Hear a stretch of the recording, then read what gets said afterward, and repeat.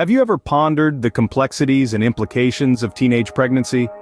It's a topic that's often discussed, yet rarely understood in all its multifaceted intricacies.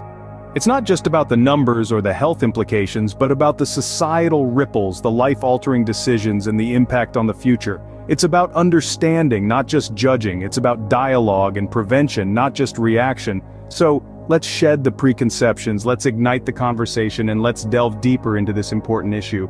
Teenage pregnancy isn't just a social issue, it's a reality that thousands face every day. Now let's delve into some numbers to get a clearer picture of this global situation. Every year around 7 million girls under the age of 18 give birth. That's nearly the entire population of Hong Kong. The majority of these cases are concentrated in developing regions. Sub-Saharan Africa, for instance, sees the highest rates of teenage pregnancy, with over 145 births per 1,000 girls aged 15 to 19 each year. In stark contrast, the lowest rates are found in East Asia, especially in South Korea, where the rate is as low as 2.9 births per 1,000 girls in the same age range. But the story doesn't end there. In developed nations such as the United States, although the overall rate of teenage pregnancy has been declining, it remains a significant issue.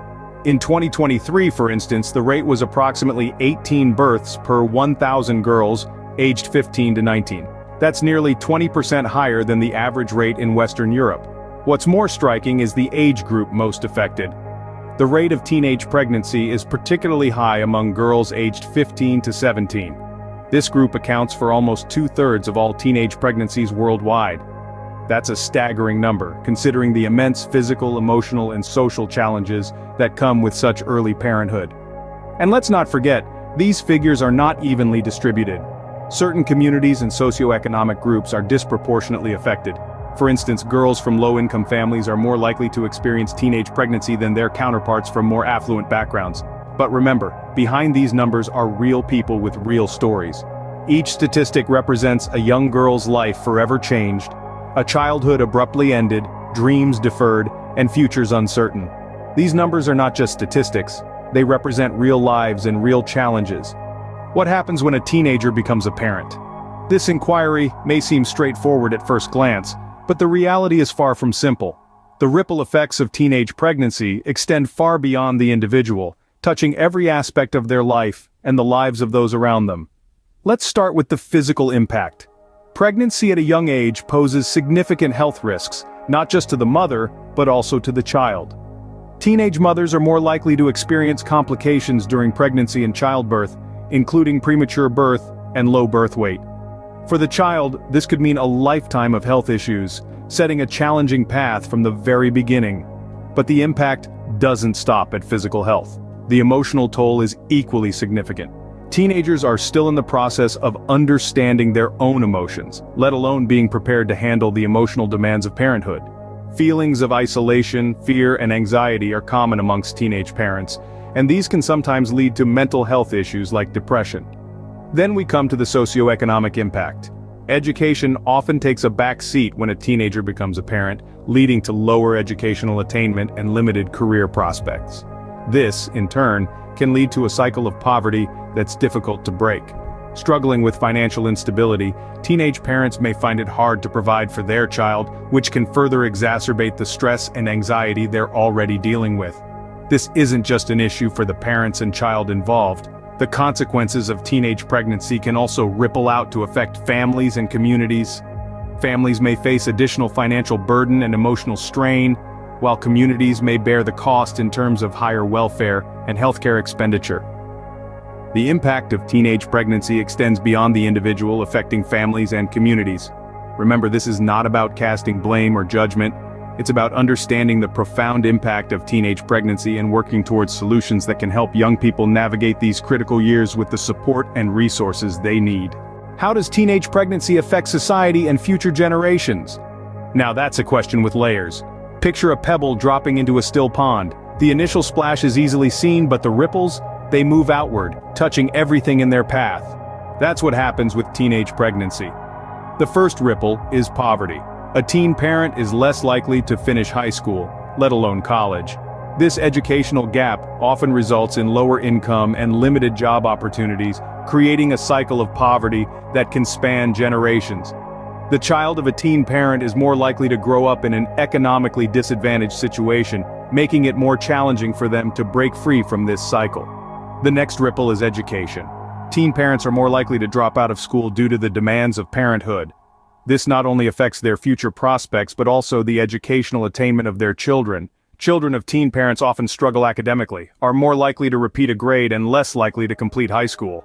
This ripple effect continues as these children grow into adults, affecting their own children's educational opportunities. The third ripple is public health. Teenage pregnancy can lead to health issues for both mother and child. Teen mothers are more likely to have premature babies and low birth weight infants, which can lead to long-term health issues. Additionally, children of teen parents are more likely to have inadequate health care, further impacting their health and well-being. Now let's not forget the societal ripples. Teen pregnancy can strain social services and contribute to increased public spending. It's estimated that teen childbearing in the United States costs taxpayers between $9 and $10 billion annually. This includes public assistance, healthcare costs, and lost tax revenue due to lower educational attainment and income among teen mothers. So, you see, the ripple effect of teenage pregnancy is profound.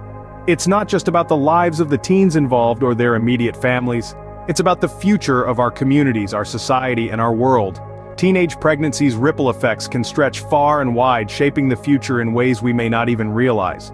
Can we reduce the rates of teenage pregnancy, and if so, how? This is the question that drives us forward as we explore the strategies and initiatives aimed at preventing teenage pregnancy. Education is our first line of defense. An informed mind can make empowered decisions.